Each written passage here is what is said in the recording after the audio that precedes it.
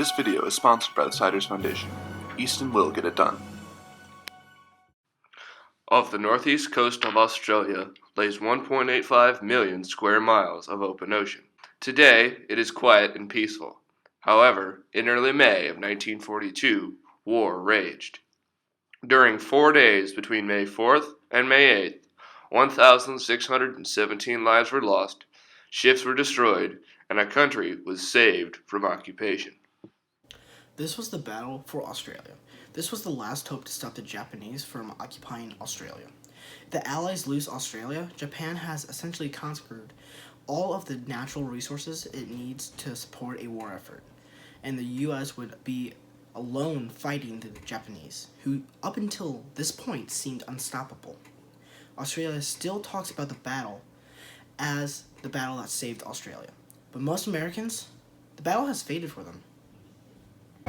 This is the Battle of the Coral Sea. The Japanese had a large invasion force going from island to island, taking everything in their path. The Japanese force was led by Admiral Shigeyoshi Anu. The U.S. strategy was to prevent Japan from invading Australia. This would be the first all-aircraft battle where neither seaborne force would come in contact with the other. Let's go to Joey to see a map of the Coral Sea. This land right here, this is Australia. To the northeast, captured Solomon Islands. Right here, this is Port Moresby. The Japanese plan of attack was to capture Port Moresby and go into Australia. From there, they would have all the war resources they need to win the war. On May 4th, the American carrier groups attacked the Japanese invasion force south of Guadalcanal. At this point, Admiral Anu knew he was dealing with at least one American carrier, because there were no Allied bases in range. Before Pearl Harbor, Japanese Admiral Isoroku Yamamoto, the chief of the Japanese Navy, knew that he had to eliminate the American carrier force to win the Pacific. So when Admiral Anu reported he was dealing with a carrier, he knew he had to act. And we will resume right after this break.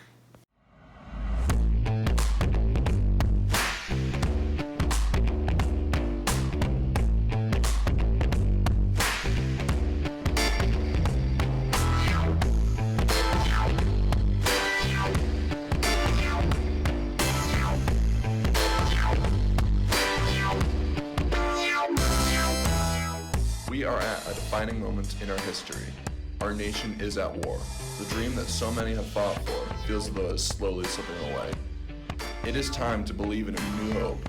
The moment of sacrifice is now. Together, we will change the world. I'm Easton Siders and I approve this message.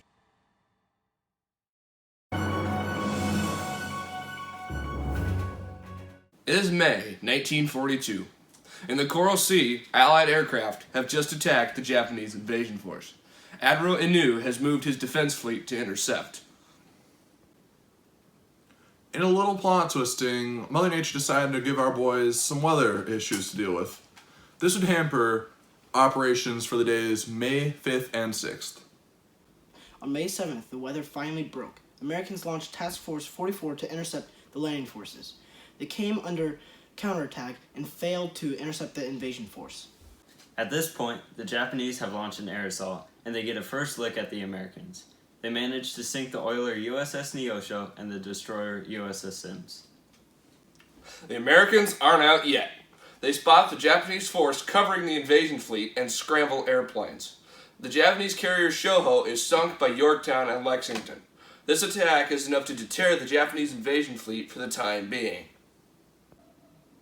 The next morning, the Japanese sent 27 aircraft to locate the American carriers. Again, this goes crazy, and only 6 returned to the carrier. Later that morning, American planes launched from 2 carriers and proceeded to strike the Japanese force. They had some success, severely damaging the heavy carrier Shokao. A few hours later, the Japanese have launched a last attempt to sink the American fleet. This attack has the most success of any attack launched in this battle. It severely damages Yorktown and Lexington. This really is a tale of almost disaster. USS Lexington is sunk by the torpedoes. Yorktown is severely damaged. Through all of this, the Americans did enough damage to turn the Japanese invasion force away from Port Moresby and everything else, and the rest of the attack fleet followed. If the Japanese had pressed the attack, U.S. forces would not have been able to withstand the full-on assault of the rest of the Japanese carriers, plus whatever other forces they had.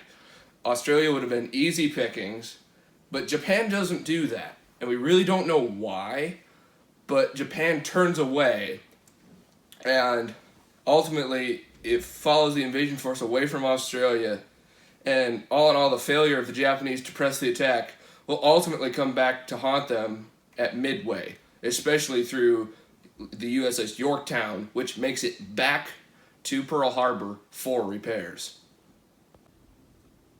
This battle is a toss-up on who really won.